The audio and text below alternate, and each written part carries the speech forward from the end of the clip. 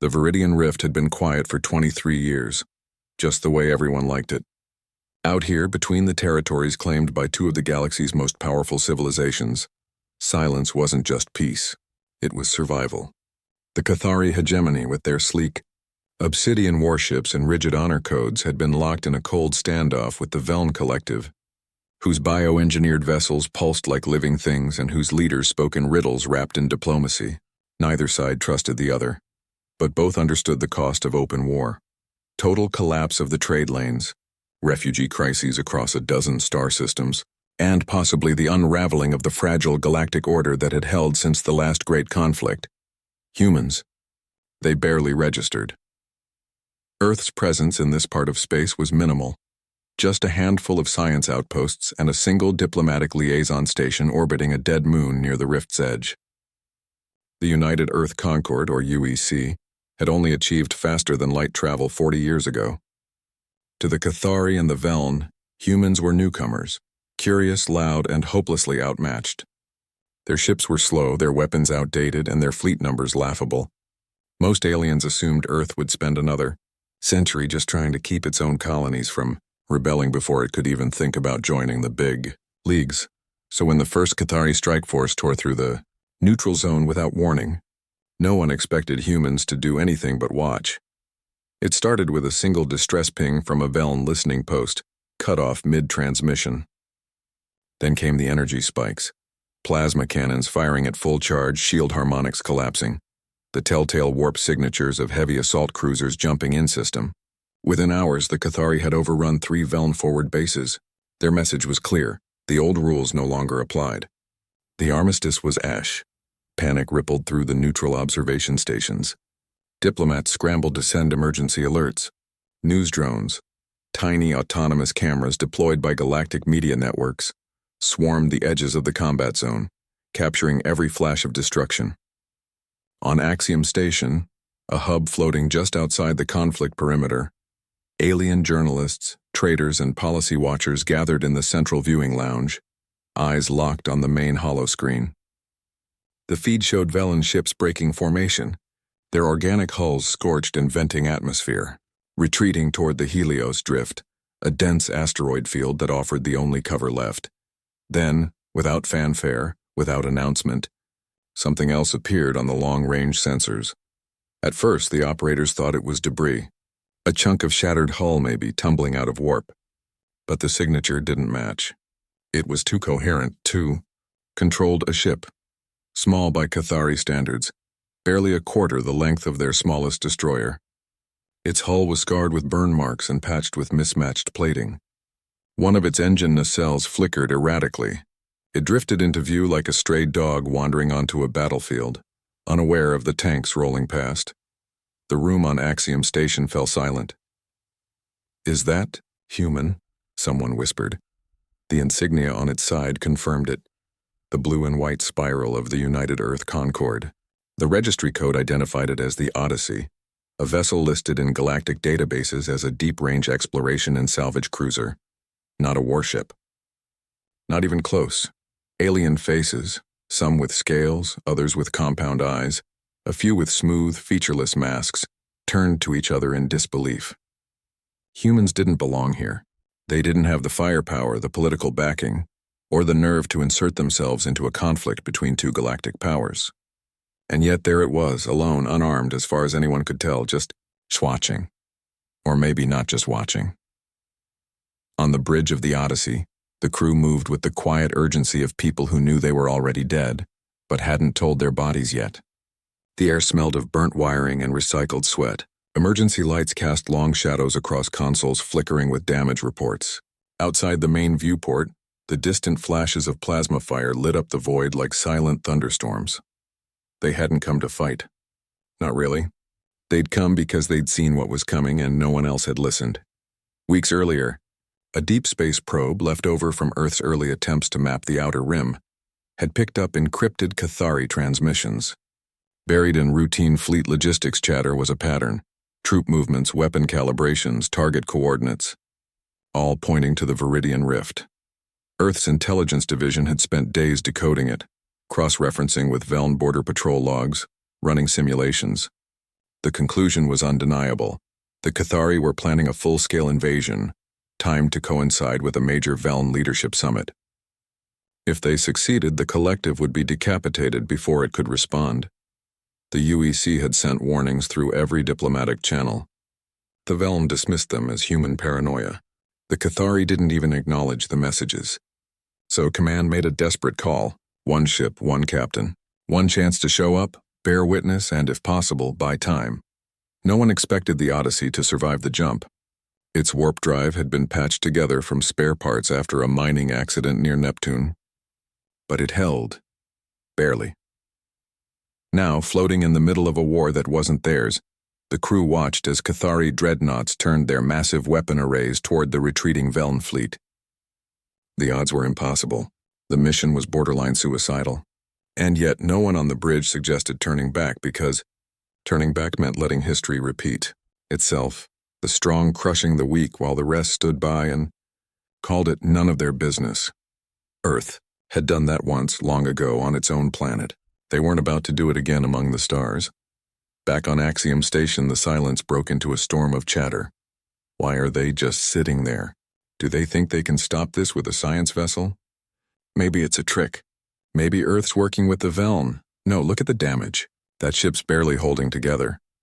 One Veln observer, her skin shimmering with stress-induced bioluminescence, stared at the screen with something like awe. They came, she murmured. They actually came. Across the room, a Cathari attaché narrowed his eyes. His people valued strength, discipline, and honor in battle, but never foolishness. This was either the bravest act he'd ever witnessed or the stupidest. He wasn't sure which unsettled him more. Outside, the Odyssey adjusted its trajectory slightly, angling its hull to present the least vulnerable profile. It didn't fire. It didn't broadcast a challenge. It simply positioned itself between the hammer and the anvil. And in that moment, something shifted. The galaxy had spent decades seeing humans as background noise, as children playing with toys while adults handled serious matters. But now, with war raging and empires clashing, a single battered ship from a backwater world had sailed into the storm, not to conquer, not to profit, but just to say, "We see you, and we won't look away." No one knew what would happen next. But for the first time in a long time, everyone was watching Earth. Aboard the Odyssey, the silence was heavier than the vacuum outside. No one cheered. No one spoke. They just stared at the main screen, watching the distant glow of dying Veln ships while alarms blinked softly in the background. Ignored, because there was nothing left to fix. The ship groaned like an old house in a storm, every bolt and seam protesting the strain of having jumped through warped space one too many times. The crew wasn't made up of heroes from storybooks. Most had joined the Conquered for steady pay, away off Earth, or because they'd messed up somewhere else and needed a fresh start. Now they were stuck in the middle of a war they never signed up for, with no backup and no exit plan. Yet no one panicked. Not yet. There was a strange calm in the air, the kind that comes when you've already accepted the worst might happen, so you might as well do what's right while you still can. Down in engineering, 2 technicians worked side by side, hands black with grease, trying to reroute power from the damaged starboard reactor to the life support grid. One of them muttered a joke about Earth coffee being the real reason they hadn't given up yet. The other laughed, a short tired sound, but kept working. Up on the bridge, the comms officer rewired a fried console with spare parts from a broken food synthesizer. It shouldn't have worked, but it did. Barely. What no one outside the ship knew was why they were really here. It wasn't just about warning the Veln. Earth had tried that. Messages sent, ignored. Calls made, unanswered. The real reason the Odyssey had risked the jump was something buried deep in its cargo hold. A prototype system called Project Janus. It wasn't a weapon, not exactly. More like a shield that could bend energy, paired with a single kinetic lance, a railgun that fired tungsten slugs at near light speed. Both were built from fragments of alien tech found decades ago in the outer solar system, hidden inside a derelict vessel no one could explain. Humans had spent years trying to understand it. They still didn't fully get how it worked, but they knew enough to make it function. The idea wasn't to win a fight. It was to survive long enough to be seen, to show the galaxy that Earth wasn't just watching from the sidelines anymore, that they understood the stakes, and that sometimes showing up even when you're outmatched is the most powerful thing you can do. Back on Axiom Station, the confusion grew. Alien analysts pored over sensor data, trying to make sense of the human ship's strange energy signature. It didn't match any known human design. Its hull absorbed radiation in odd patterns. Its drive emissions flickered in rhythms that defied standard physics. Some thought it was a decoy. Others whispered it might be a test by a hidden third power, maybe the mysterious builders of the ancient ruins scattered across the galaxy. But one Veln scientist, watching from a private observation pod, noticed something others missed. The Odyssey wasn't drifting randomly. It was positioning itself with purpose, angling toward a narrow corridor between two asteroid clusters, a path that would give it cover while keeping it in line of sight of both the Cathari fleet and the retreating Veln ships. That wasn't luck. That was tactics.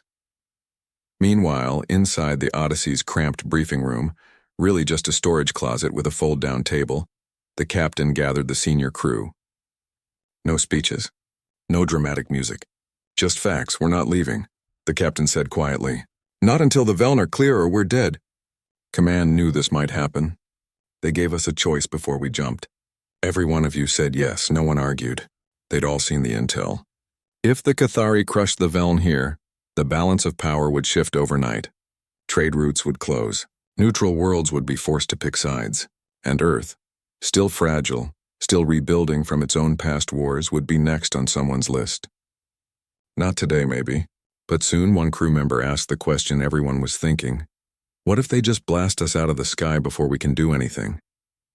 The captain looked at the floor for a long moment. Then we die doing something that matters. Better than waiting for the storm to reach our doorstep. Outside, the Cathari fleet adjusted formation. A command cruiser broke off from the main group, turning its massive forward array toward the tiny human ship. It wasn't an attack yet. Just a warning. A show of force. Move, or be erased. But the Odyssey didn't move. Instead, it powered up its comms, not on military channels, but on open broadcast, the kind anyone in the system could pick up. No words, just a steady repeating pulse, Earth's universal distress signal mixed with the Veln emergency code. A message in 2 languages. We stand with them. On Axiom Station, that simple signal hit like a thunderclap. Veln diplomats froze. Cathari officers stiffened. Neutral observers leaned forward in their seats. Because this wasn't just about ships and weapons anymore, it was about choice, about loyalty, about a species that had every reason to stay quiet, and chose to speak anyway. A young human liaison stationed on Axiom, the only one present, suddenly found himself surrounded. Aliens asked him questions in a dozen languages. Why are they doing this? Do all humans think like this? Is Earth declaring war? He didn't have answers. But he knew one thing. Back home, people argued, fought, made mistakes, but when it counted, they showed up for each other. Maybe that's what the Odyssey was doing now, showing up for strangers because no one else would. Hours passed. The Veln fleet reached the edge of the Helios drift. The Cathari slowed their advance, wary of ambushes in the asteroid field. And the Odyssey? It stayed put, a lone speck of defiance in a sea of fire. Then, without warning, the human ship fired its engines, not to flee, but to glide closer to the battlefield. It activated its phase shield for the first time. A soft blue shimmer wrapped around its hull, faint but unmistakable. Sensors across the system lit up. That kind of shielding wasn't supposed to exist outside of theoretical papers. The Cathari command ship hesitated. Their weapons locked on but didn't fire, because now they weren't sure what they were facing. A suicide run, a trap, or something new? And in that moment of doubt, the Odyssey had already won something far more valuable than a battle. Time. Time for the Veln to regroup. Time for neutral worlds to react. Time for the galaxy to realize that humanity wasn't just another voice in the crowd anymore. They were here. They were watching. And they were ready to act. No grand speeches. No flashy explosions. Just a tired crew on a broken ship doing what they believed was right because someone had to. And sometimes that's enough to change everything. The asteroid field known as the Helios Drift wasn't just rocks floating in space. It was a graveyard of old battles, shattered ships, and forgotten missions. Jagged chunks of nickel iron spun slowly in the dim light of a distant red sun, casting long, shifting shadows that made it nearly impossible for sensors to get a clean lock. For the retreating Velen fleet, it was the only chance to disappear. For the Cathari, it was a frustrating maze that slowed their pursuit. And for the Odyssey, it was the perfect place to make a stand.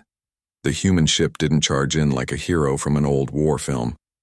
It moved like a shadow, darting between asteroids, cutting its engines at the last second, using gravity slingshots to change direction without burning fuel. Every move was calculated not for glory but for survival. The crew had studied this field for weeks during their long jump out here. They knew where the magnetic anomalies were, where debris clumped thick enough to hide a ship, and where a single wrong turn could send you crashing into a half-mile-wide rock at orbital speeds. From the Cathari command cruiser, the Odyssey looked like a pest, annoying, unpredictable, and not worth the effort, until it wasn't. The first strike came without warning. Not a blast of energy, but a tungsten rod, fired from the kinetic lance hidden in the Odyssey's belly. It shot across 80,000 kilometers of space in under 3 seconds, striking the sensor array of a Cathari destroyer. The impact didn't explode. It punched clean through scrambling targeting systems and blinding the ship's forward scanners.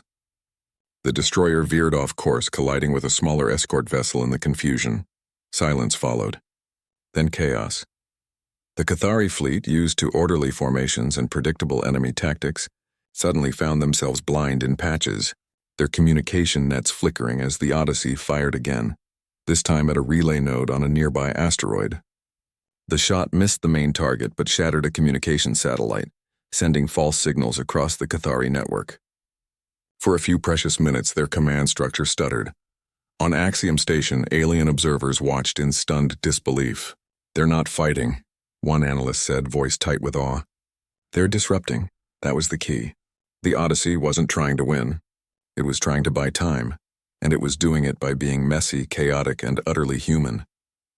While alien militaries relied on perfect coordination, humans had spent centuries winning battles through improvisation, luck, and sheer stubbornness.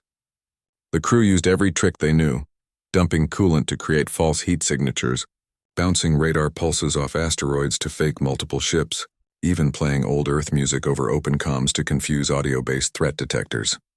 Back on the bridge, the tension was thick, but no one shouted. Orders came in calm clip tones. Shift power to aft shields.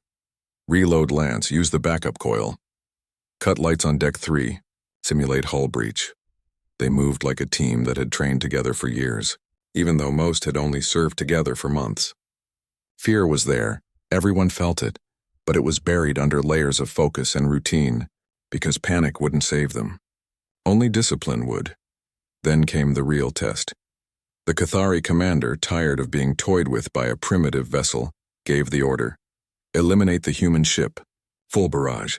Dozens of plasma cannons swiveled, energy built in their cores glowing like angry stars. On every screen across the system, viewers held their breath. This was it. One shot from that fleet could turn the Odyssey into vapor. But just before the firing sequence completed, the human ship activated its phase shield, not at full strength, but in pulses timed to the Cathari weapon cycles. The first wave of plasma hit the shield and didn't explode. It bent, wrapping around the hull like water around a stone, then dissipating into harmless radiation.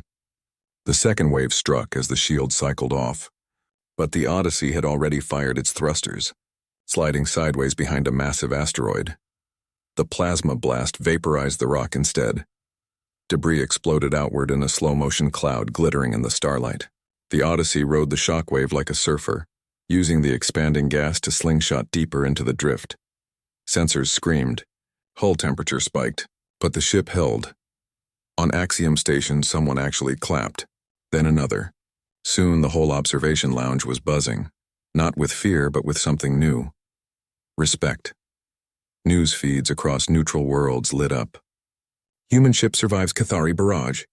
Odyssey uses asteroid as shield. Are humans smarter than we thought? Clips of the maneuver spread faster than light.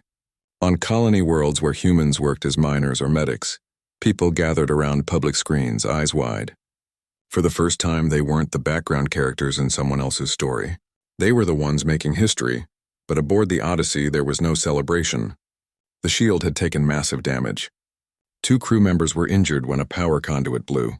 Oxygen levels were dropping on 2 decks, and the kinetic lance was overheating. Maybe one more shot if they were lucky. Still, they kept moving. They found a damaged Veln scout vessel drifting near a frozen comet, its life support failing. Without hesitation, the Odyssey matched velocity and extended a docking tether. A medical team scrambled across carrying Earth-made oxygen canisters and emergency meds. The Veln survivors, tall, slender beings with skin that shifted color with emotion, stared at the humans with something between gratitude and wonder. One of them touched the sleeve of a crew member's uniform, then pointed to the UEC insignia and made a soft chiming sound. It wasn't language anyone understood, but the meaning was clear. Thank you. That small moment, unseen by the galaxy, meant more than any battle. Hours passed. The Cathari, frustrated and wary of traps, pulled back to regroup. The Veln fleet vanished into the far side of the drift. And the Odyssey? It limped toward a stable orbit around a dead moon, engines sputtering, lights flickering. But it was still flying. Back on Earth, billions watched the delayed feeds in stunned silence. In cities, villages, space stations, people who'd never cared about galactic politics now sat glued to their screens. Parents explained to children what was happening. Teachers paused lessons to show the footage. For the first time, humanity saw itself not as a divided planet of nations and conflicts, but as one people, represented by a single, battered ship that refused to back down. And out in the Viridian Rift, floating among the stars, the crew of the Odyssey did the only thing they could. They patched what they could, tended to the wounded, and prepared for whatever came next. They weren't heroes in their own eyes, just people doing what needed to be done. But to the rest of the galaxy, they'd just changed everything. The Odyssey wasn't built to be a hospital, a fortress, or a symbol, but right now it was all three. Drifting in the shadow of a nameless moon on the far edge of the Helios Drift, the ship groaned under the weight of its own damage. Wires dangled from ceiling panels. The air smelled of burnt plastic and antiseptic. In what used to be the mess hall, wounded Veln lay on makeshift cots, their breathing slow and labored, while human medics worked quietly beside them, sharing supplies they could barely spare. No one had expected to be playing nurse in the middle of a war zone. But when the Veln scout ship had been found, its hull cracked open like a broken egg, life support failing, there hadn't been a debate. You help people. That's just what you do, even if they're not your people. Especially if they're not your people. One of the Veln, barely conscious, kept reaching for a small, smooth stone tied around their neck, a family token maybe, or a religious symbol. A young medic from Earth gently placed it back in their hand and held it there until the alien's breathing steadied. No words were needed. Just presence. Just care. Outside, the silence was heavy. The Cathari had pulled back, but their warship still hovered at the edge of sensor range, watching. Waiting. They hadn't given up. They'd just decided that destroying a broken ship full of wounded might cost them more in reputation than it was worth. In galactic politics, image mattered almost as much as firepower, but the real battle wasn't out there anymore. It was back on Earth. In the halls of the United Earth Concord headquarters, deep beneath the rebuilt city once known as Geneva, tension hung thick in the air. Emergency sessions had been running non-stop since the Odyssey jumped into the Viridian Rift. Some leaders called the captain's actions reckless, even treasonous.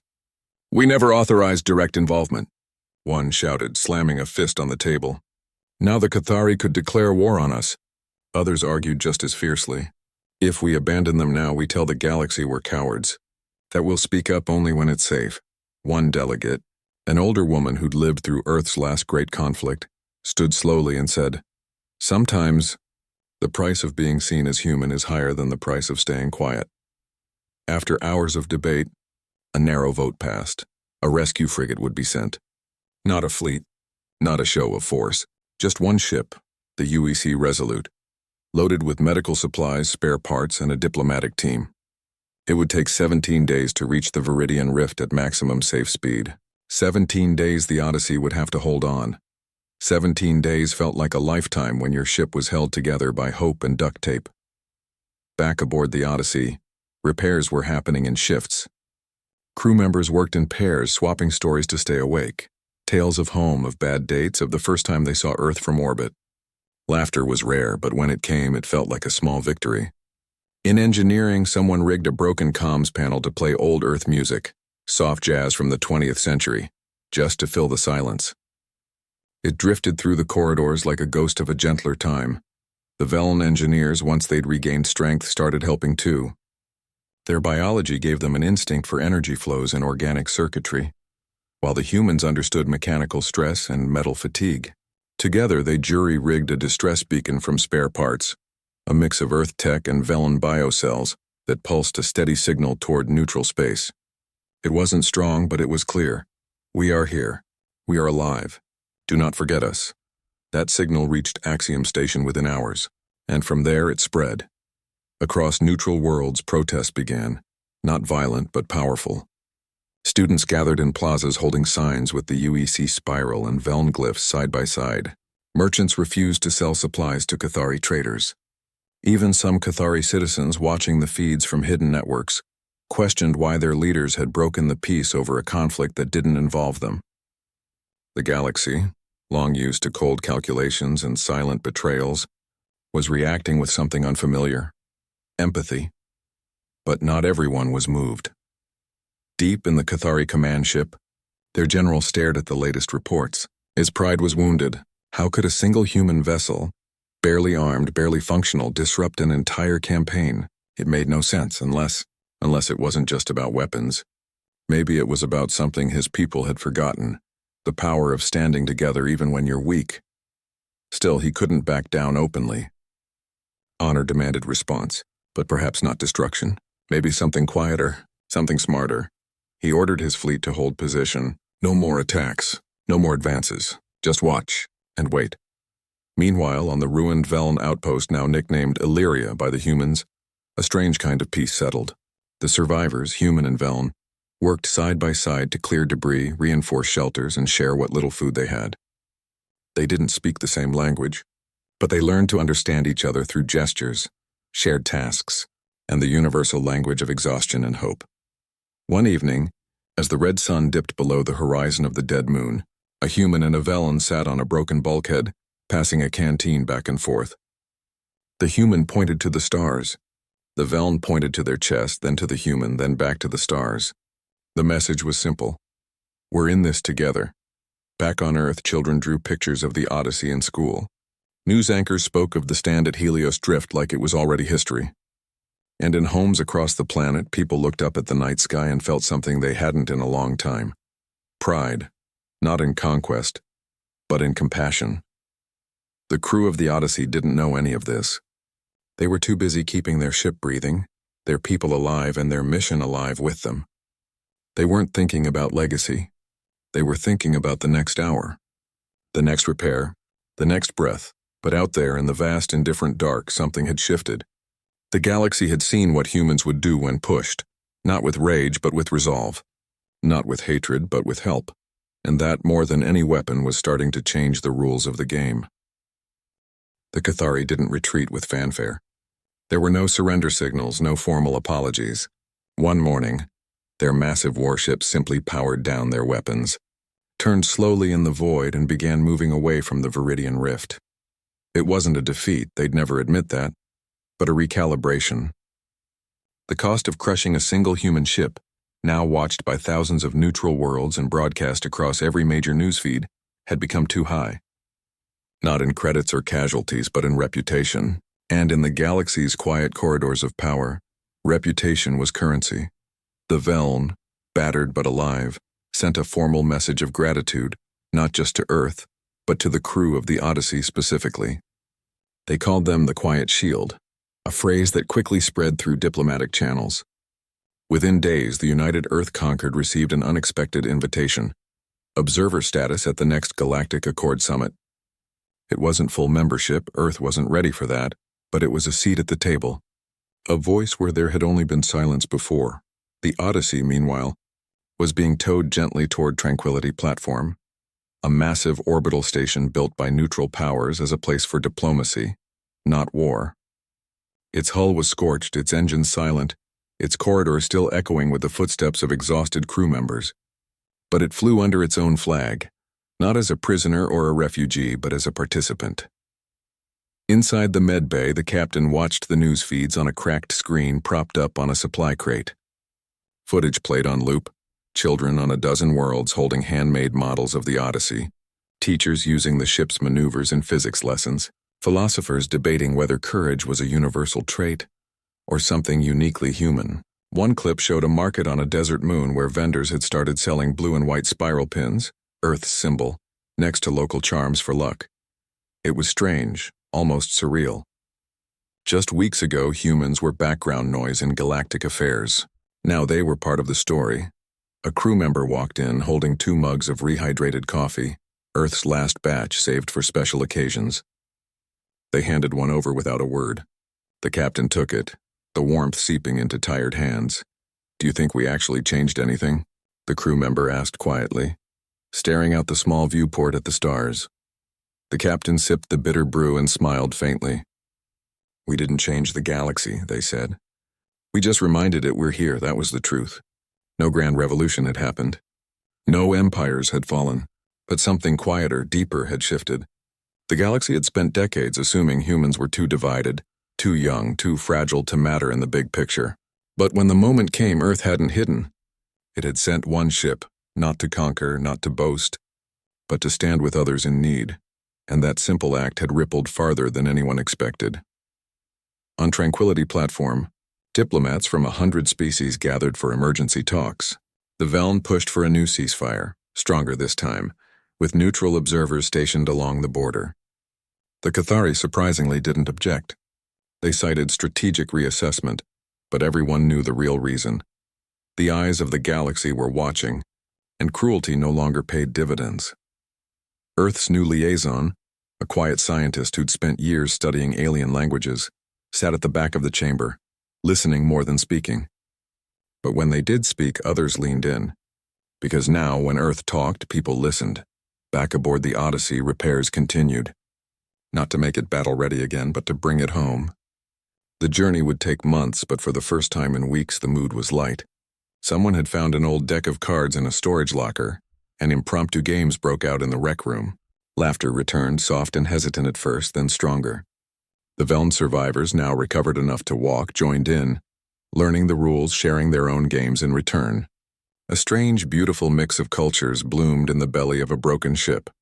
One evening, as the station's artificial lights dimmed for night cycle, the captain stood alone on the observation deck.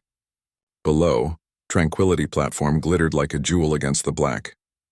Ships of all shapes and sizes came and went, some sleek, some organic, some ancient and rusted. And among them now flew vessels with the blue and white spiral. Earth wasn't the center of the galaxy. It never would be.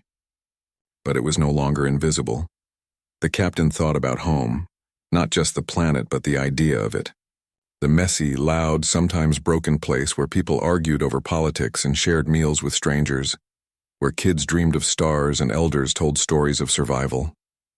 That was the real Earth, not perfect, not powerful, but willing to show up when it counted. And maybe that was enough. In the weeks that followed, the Odyssey became more than a ship. It became a symbol, but not of war, of choice. Of the moment a species decided it wouldn't wait to be invited to matter. Schools named classrooms after it. Artists painted murals of its silhouette against asteroid fields. Even alien musicians composed songs about the little ship that stood. But the crew didn't see themselves that way. To them, they'd just done what anyone would do. Help when you can, stand when you must, go home when you're done. The final leg of the journey began on a quiet morning. The Odyssey, patched and polished as much as possible, undocked from Tranquility. The rescue frigate, the Resolute, escorted it partway, then peeled off with a respectful salute.